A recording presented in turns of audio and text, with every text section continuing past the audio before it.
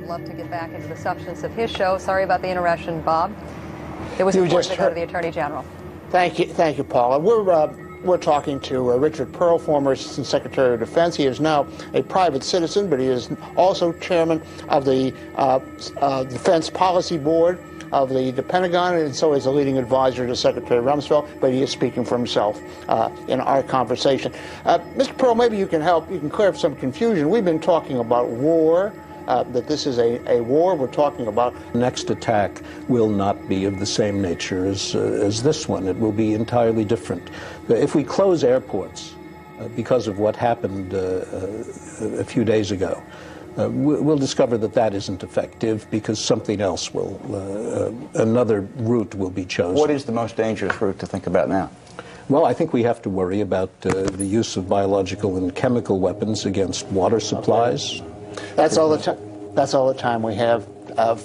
Richard Pearl, thank you very much for joining us. It's been reported that the office of Senate Majority Leader Tom Daschle has received a letter containing a powdery substance. I'm speaking to you today from Shanghai, China. America has now confirmed several different cases of anthrax exposure in Florida, New York, New Jersey, and Washington, D.C. We do not yet know who sent anthrax to the United States Capitol or several different media organizations. We do know that anyone who deliberately delivers anthrax is engaged in a crime and an act of terror, a hateful attempt to harm innocent people and frighten our citizens. About 10:30 this morning, my office opened a suspicious package. Did the victims that received the anthrax spores have a common thread that you think that they were targeted for? As soon as it became clear that there was a suspicious substance in the envelope, we contacted the Capitol Police. If you go back to around the time when the anthrax letters were received, that was around the time when they were trying to push through the Patriot Act. They were trying to fast track it. There was an exposure when the letter was opened. The first field test came back as positive for anthrax. In order to confirm that, we did a second field test, and that field test also came back as positive for anthrax.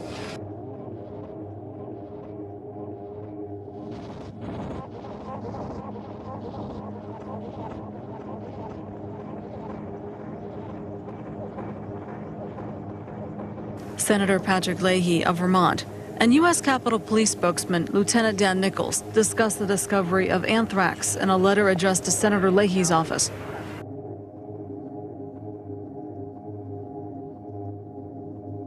Shinobi and FBI announced last night that they had found a second letter in the congressional mail system that was addressed to Senator Leahy. Were the letters that were directed to myself, to Senator Daschle, to Mr. Brokaw, to others. Patrick Leahy and Tom Daschle were two of the most vocal opponents of the Patriot Act. There is anthrax in the letter. This is the letter. It's very close to the Senator Daschle letter. The preliminary tests, which are not complete, but the preliminary tests indicate that there was no anthrax or dangerous infectious material.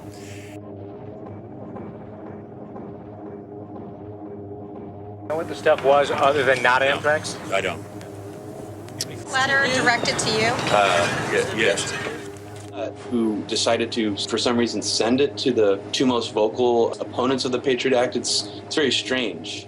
On the Washington Journal, Tim Curran was talking about security preparations at the U.S. Capitol. Surgeon General David Satcher said today, and I quote, "I'm worried that we're being attacked and we don't fully understand the attack. A lot of other Americans feel the same way."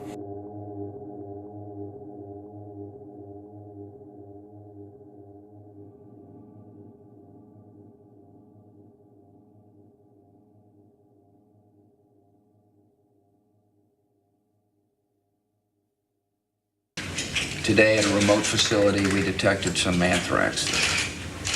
And, but the evil ones continue. I understand people are concerned, and they should be, but they need to know our government is doing everything we possibly can to protect the lives of our citizens, everything. We're waging an aggressive campaign overseas to bring al-Qaeda to justice.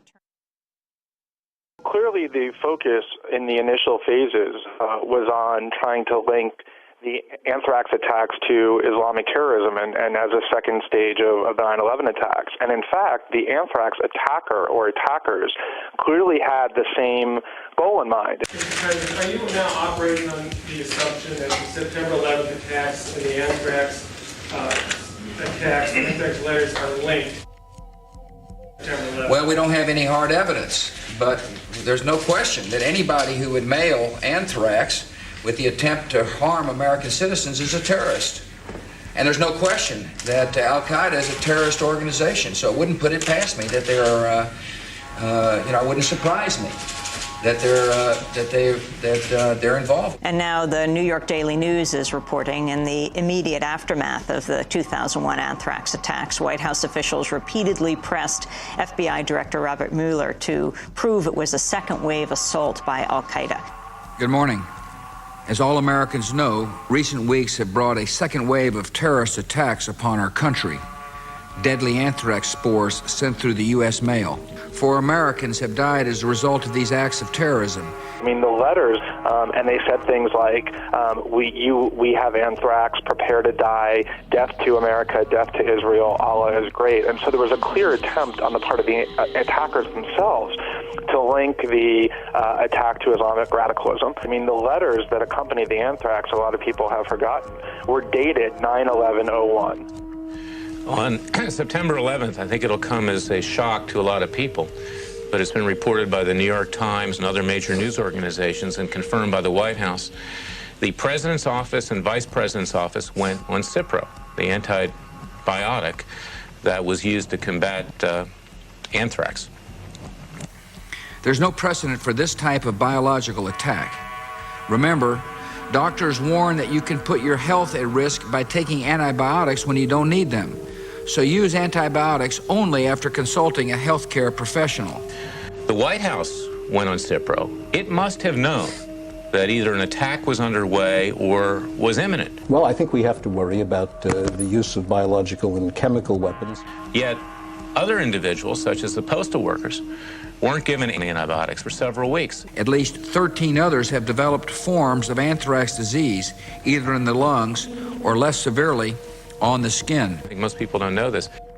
Brentwood postal workers have died. Senator Daschle led reporters into the Hart Building for a tour of his temporary office. The Majority Leader's permanent office, site of the anthrax contamination, won't be opening until March.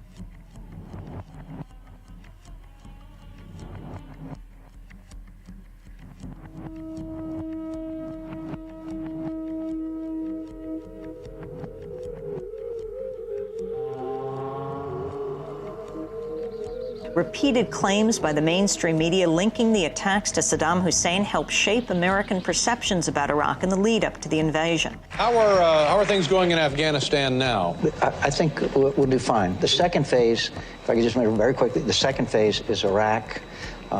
There is some indication, and I don't have the conclusions, but some of this anthrax may, and I emphasize may, have come from Iraq. Oh, is that right? If that may be the case, then that's when some tough decisions are going to have to be made too.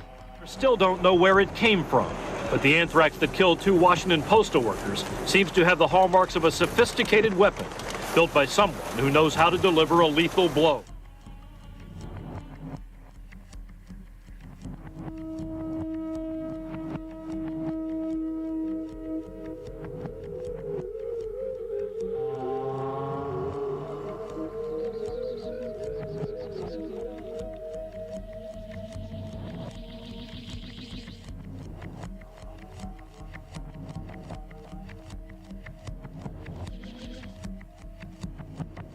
And then all sorts of sources inside of the government were claiming that there was evidence found at the Fort Detrick lab, where the government now says the attacks came from, that also linked the attacks to Iraq. There was one particularly influential story from ABC News and Brian Ross. ABC's Brian Ross. Brian. Peter, from 3 well-placed but separate sources tonight, ABC News has been told that initial tests on the anthrax sent to Senator Daschle have found a telltale chemical additive whose name means a lot to weapons experts. It is called bentonite.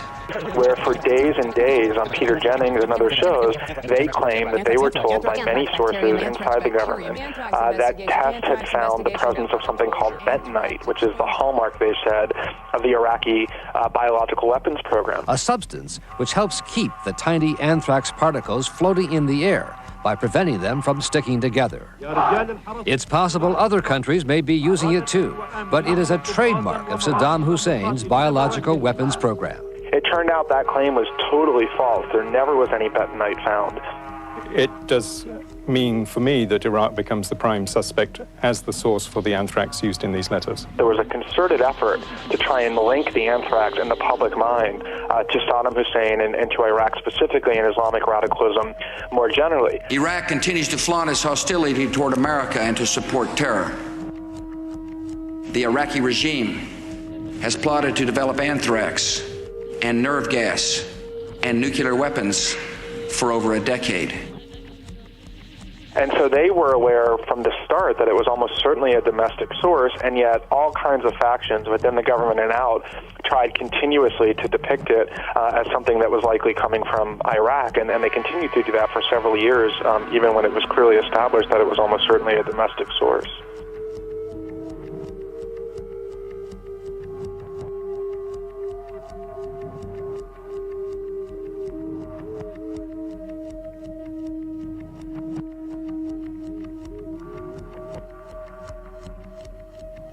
An Iraqi major who defected confirmed that Iraq has mobile biological research laboratories. We know what the fermenters look like. We know what the tanks, pumps, compressors, and other parts look like. Less than a teaspoon of dry anthrax, a little bit about this amount. This is just about the amount of a teaspoon. Less than a teaspoonful of dry anthrax in an envelope shut down the United States Senate. Just about this quantity that was inside of an envelope. Iraq declared 8,500 liters of anthrax, and Saddam Hussein has not verifiably accounted for even one.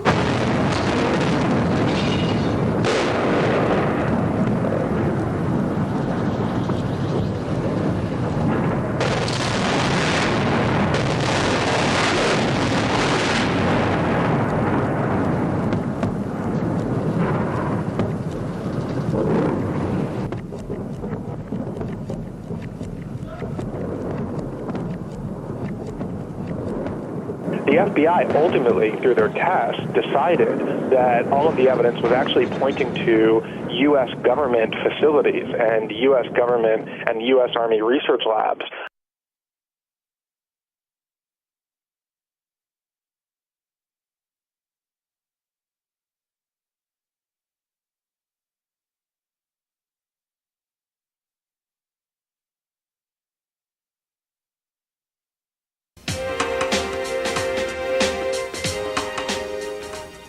It has been nearly a year since last fall's anthrax attacks, and U.S. authorities have yet to name an official suspect. Thus far, the only name that has been made public is that of Dr. Stephen Hatfield, a Maryland scientist who vigorously denied the allegations yesterday. Brian Ross, chief investigative correspondent for ABC News, I am pleased to have him back on this program. Thank you for coming. Hello, Charlie. How are you? Okay. For years, what they did was investigators inside the Justice Department and the FBI continuously and systematically leaked to a whole slew of reporters all kinds of accusatory innuendo about Hatfield. He was fired in 1999 for violating lab procedures, and then he got a job with the government contractor and lost that security clearance for that job August 23rd of 2001, just about a month before the anthrax went in the mail.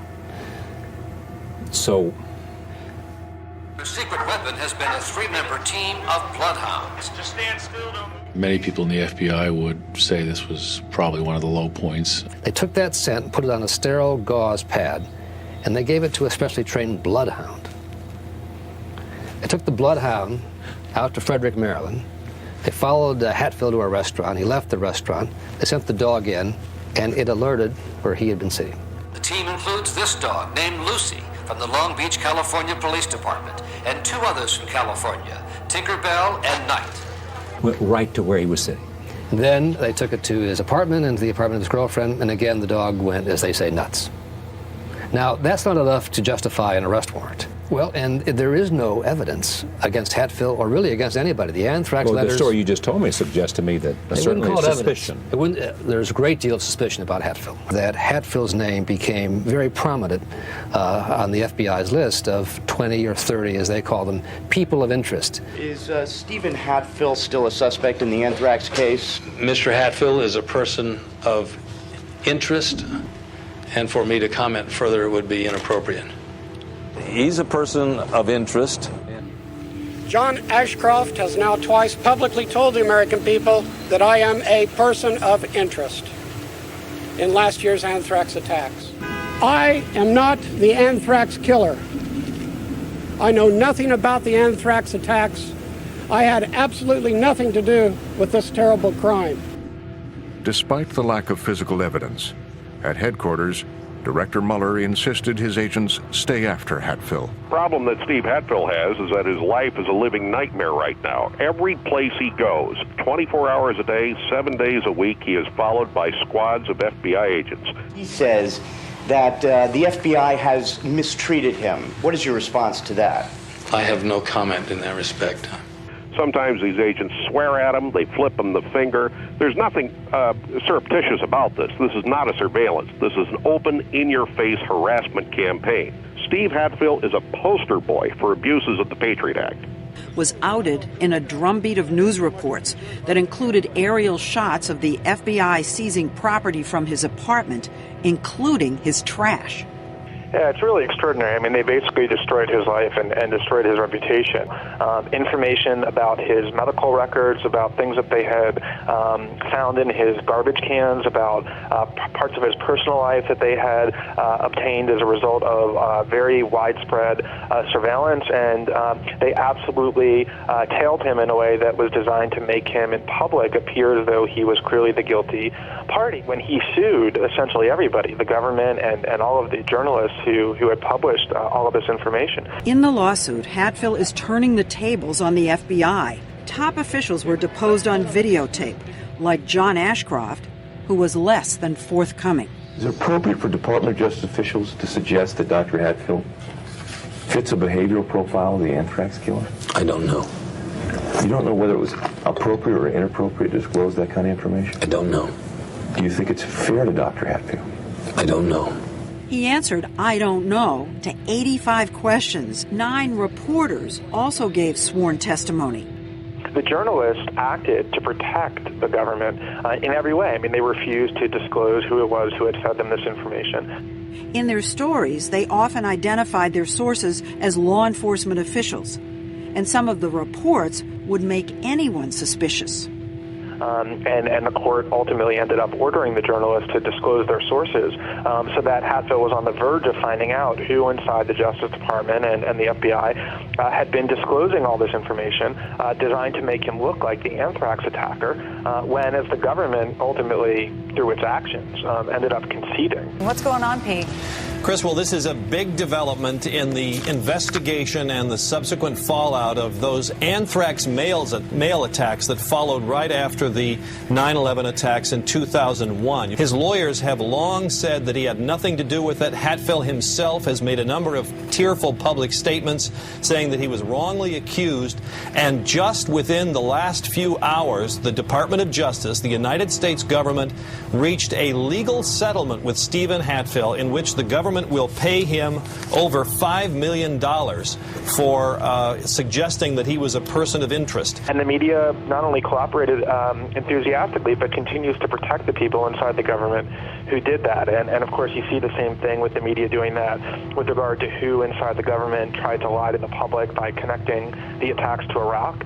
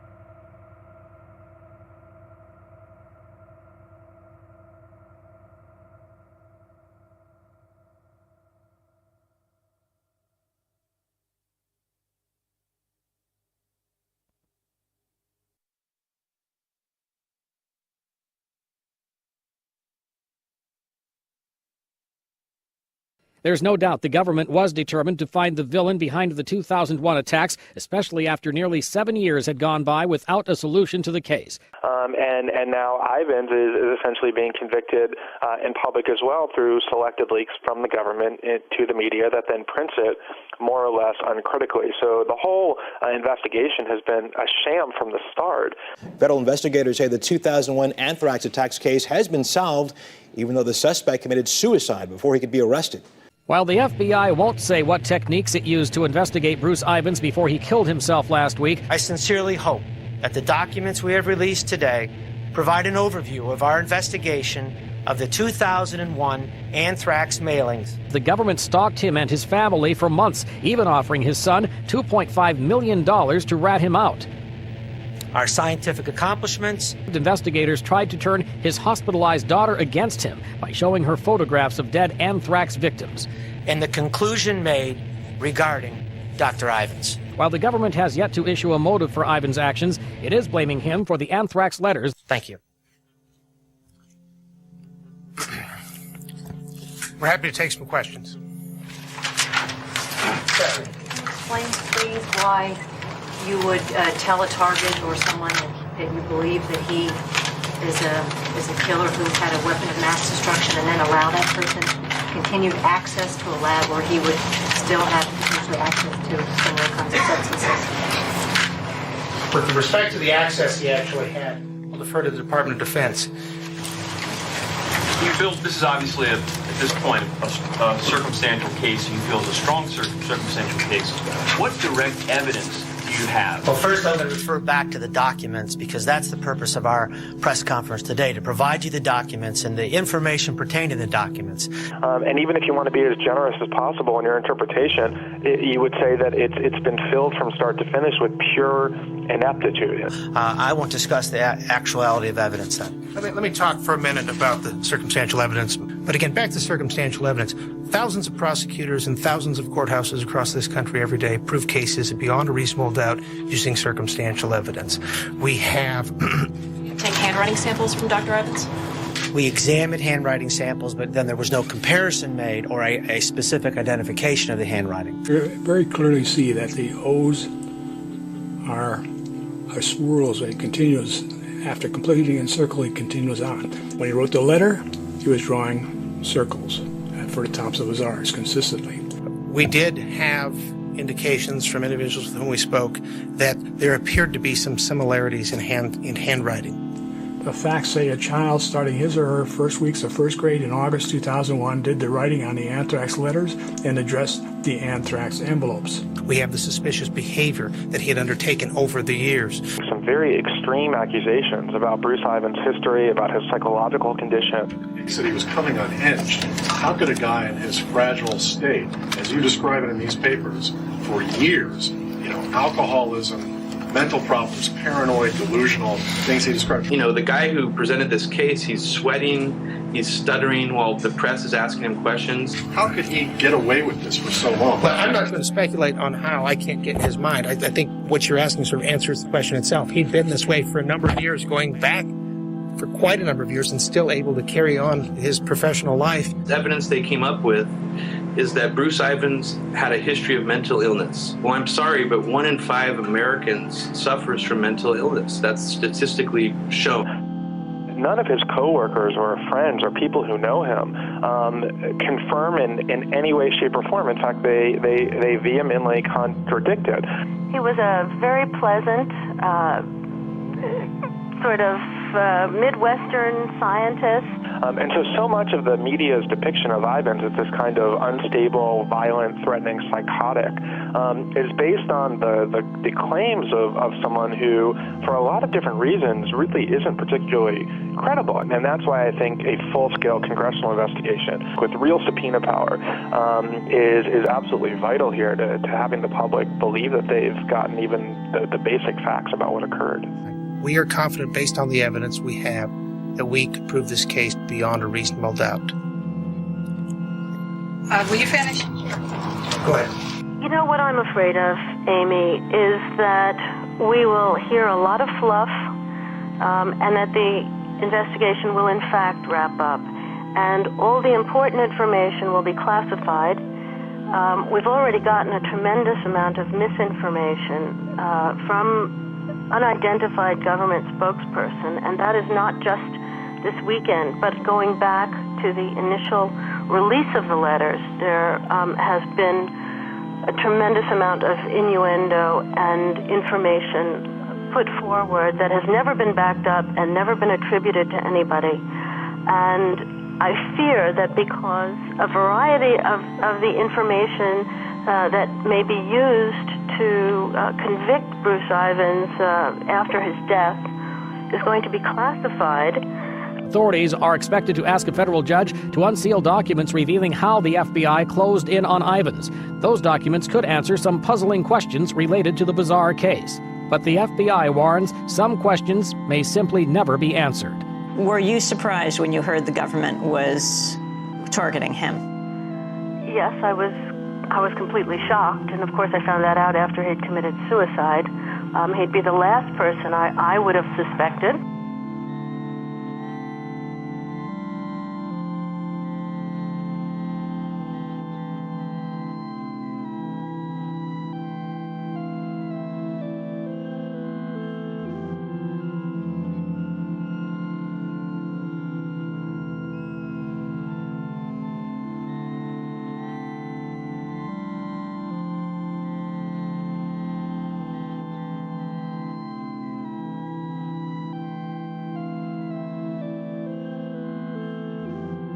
Yeah, you doctor up a few letters, you point it all in a certain direction, you send it out to not only the press, Leahy, and the people that would put up a fight against the Patriot Act to probably scare them, get them out of their offices. It's very convenient that the first suspect that they're saying is a suspect, but there's no evidence on him.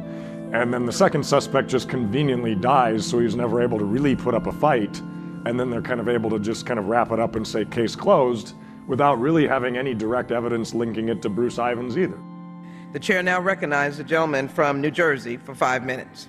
We already know that the FBI too quickly jumped to conclusions about the nature and the profile of the culprit or culprits. Subsequently, the investigators focused on another individual who then killed himself. And although the FBI never produced any physical evidence tying that individual specifically to the attacks, they closed the case. Indeed, this investigation was botched at multiple points, which is why re-examining it is so important.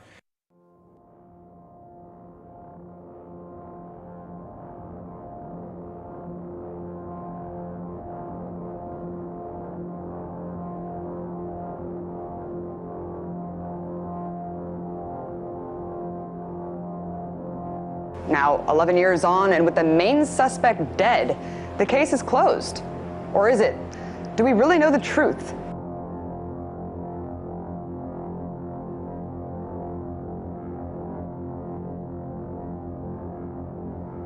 I do not believe in any way, shape, or manner that he is the only person involved in this attack on Congress and the American people.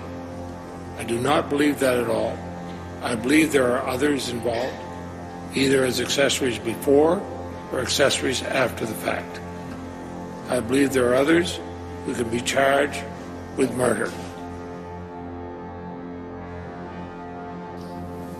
Yes. Senator Daschle, thank you for the book and for your thoughts. I'm looking forward to reading the book. Thank you. I wanted to bring up a topic that's, well, maybe some of the difficulty of being a senator is those anthrax letters. The anthrax letters went out to Tom Brokaw and Tom Daschle. I always wondered, the FBI solved the case. It was Bruce Ivins, a deranged scientist from Fort Detrick. And why did he send those letters, and how did he pick his targets? It's a puzzling set of circumstances, and I must say I have a lot of very mixed feelings. There are those who suggest that that Mr. Ivins may not even be the person ultimately responsible. But I have to say, what could motivate somebody to do that, and whether it was Mr. Ivins or somebody else, but obviously very, very troubled by that experience and the realization that it could happen again. It must have been Bruce Ivins plus someone else, because if you're a scientist from Ohio, there were other things like death to Israel and Maniac, things like that, that a scientist from Ohio can hard to believe he wrote that. It really is, or from anywhere else for that matter. You were the target of the Anthrax attacks in 2001. How do you respond to the fact that the same anthrax that was mailed to you came from Fort Detrick, Maryland bioweapons program? I don't know if you know. This is a state legislative event. Ask one question. Sorry, it's a state legislative event. Yeah, I'm not going to talk about it because the investigation is still going on. I don't know. It was canceled. The investigation was canceled, actually, because it came back to Fort Detrick, Maryland. Okay. So what motives would Ivins have to send anthrax to the most vocal opponents of the Patriot Act? Or why were members of the Bush administration and the press on Cipro, the anthrax antibiotic, before the attacks occurred? Why weren't the people who died and were infected important enough to also be warned to take Cipro when it could have saved their lives? You can kind of point in any direction you want to keep the fear-mongering up. You know, eventually we got to find a culprit. Well, we can't say it's Iraq because nothing points to Iraq. We can't say it's Al-Qaeda because nothing really points to Al-Qaeda except for the letters. Once you get into the chemical and get into the science aspect, that all points back to us. So we got to find a disgruntled anti-American. I mean, that's really, when you kind of look at it stepping back without passion and without bias, that's really what you see. A flask of anthrax spores recovered from Ivins' Fort Detrick office in 2004 is as close as the FBI could come to a smoking gun. Ivins was the custodian of a large flask of highly purified anthrax spores, genetically identical to the anthrax used in the attacks. I'm curious as to why they closed the case while the National Academy of Sciences review is still ongoing. Is it because the review is going unfavorably for the FBI, is his question.